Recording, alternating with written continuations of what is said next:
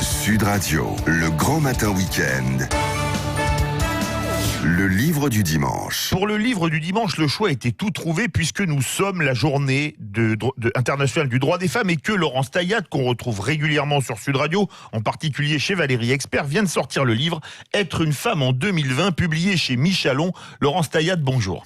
Bonjour. Bienvenue sur Sud Radio. Votre livre commence par une citation de Victor Hugo, je cite « Il est difficile de composer le bonheur de l'homme avec la souffrance de la femme.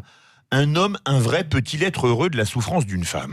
C'est ça la question, et c'est bien le fond de la question, c'est plutôt la question même de la civilisation, puisqu'on reconnaît la qualité d'une civilisation à la façon dont elle traite les individus, et en l'occurrence, on se rend compte qu'aujourd'hui, même les sociétés les plus avancées qu'on peut vivre aujourd'hui, notamment la société occidentale, continuent à avoir un comportement discriminatoire vis-à-vis des femmes, à avoir des comportements violents, et à reproduire finalement un système patriarcal qui est ancestral et qui est bien dommageable. Alors justement, le préambule de votre livre est « Ça ne s'invente pas », d'Olympe de Gouges. Est-elle, alors c'était une révolutionnaire qui a été guillotinée sous la Révolution, est-elle la première féministe ?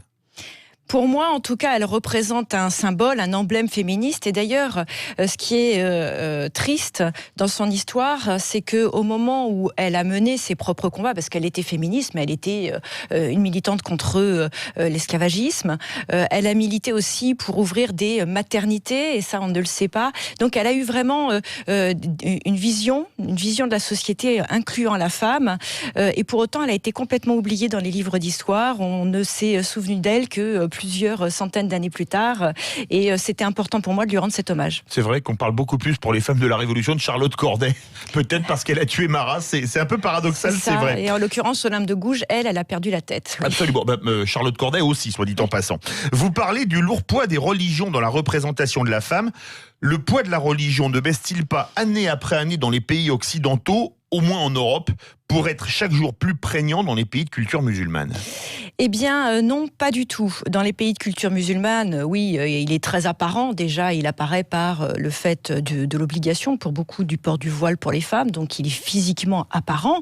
En l'occurrence, pour des pays occidentaux, le retour du religieux est une évidence, notamment en Europe, où la religion chrétienne est extrêmement active, notamment au sein des institutions européennes, pour revenir sur les droits des femmes, notamment l'accession à l'IVG, en prétendant que le droit de l'embryon ou le droit du père prime sur le droit de la propriété du corps de la femme.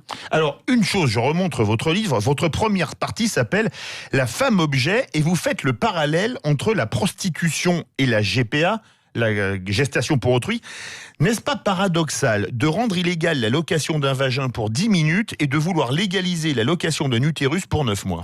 Mais justement, je pense que c'est justement les deux qui devraient être liés. Il n'y a pas de paradoxe.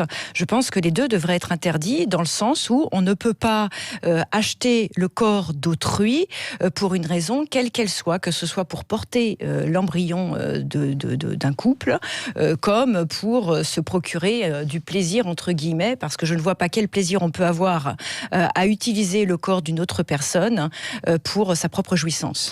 Vous parlez de l'excision, parce que vous parlez vraiment de tout sans tabou dans votre livre. Toujours une réalité, malheureusement, en 2020, y compris en France, ferme-t-on les yeux sur une pratique que je qualifierais en tant qu'homme de barbare ? Bien sûr, on en parle. Enfin, c'est toujours le problème, c'est que les politiques parlent beaucoup, mais dans les actes, on ne voit pas grand-chose. Vous savez ce que disait Margaret Thatcher ? Si vous voulez que quelque chose soit dit, demandez à un homme. Si vous voulez que quelque chose soit fait, demandez à une femme. Oui, c'est ça. En l'occurrence, on a quand même une secrétaire d'État. On a une secrétaire d'État à l'égalité femmes-hommes qui, pour le coup, parle beaucoup, s'exprime beaucoup, notamment sur Twitter.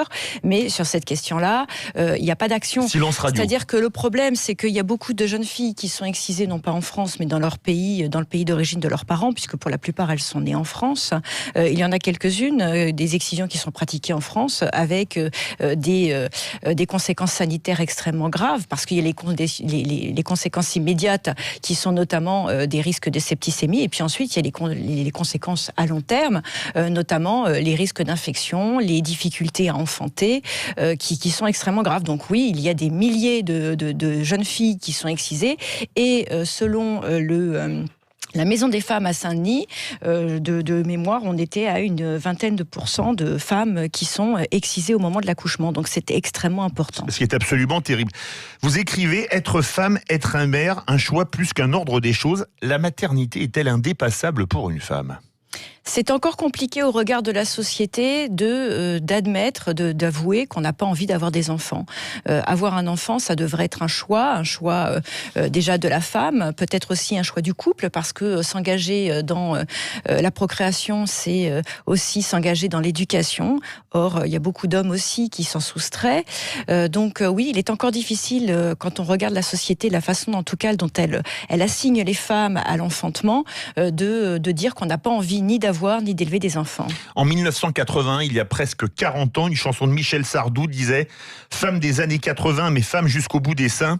Quelle rime feriez-vous pour votre livre « Femme des années 2020 » ? Eh bien, je dirais, alors les rimes, je suis pas très forte pour ça, sinon j'écrirais de la poésie.